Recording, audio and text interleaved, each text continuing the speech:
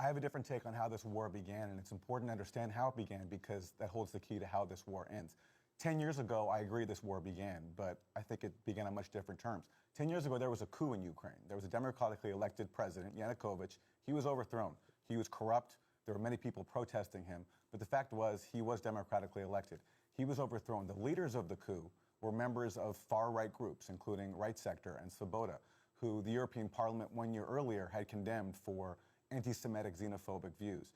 They received top cabinet posts in the ensuing coup government. The U.S. played a really dangerous role by backing this coup. Victoria Nuland, a top U.S. official, was caught on tape plotting who would be the next leader of Ukraine.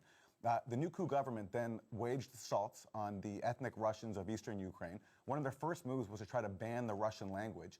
In response, you had Eastern Ukrainians rise up, and yes, Russia did see. I'm sorry. Russia. Hold on a second. I didn't interrupt you. I didn't interrupt you. One second. Let's see.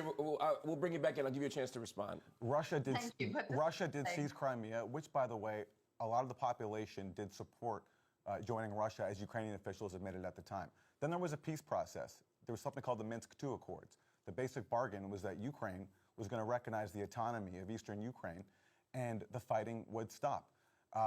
Ukraine, under the pressure of the same far-right nationalists who drove the coup, refused to implement Minsk, which led to, ultimately, Russia deciding to invade. I don't support Russia's invasion, but you have to recognize that from the start, there were opportunities to avoid that invasion by respecting the Minsk Accords. Afterwards, there was a peace deal reached in Turkey in April 2022, weeks into the war.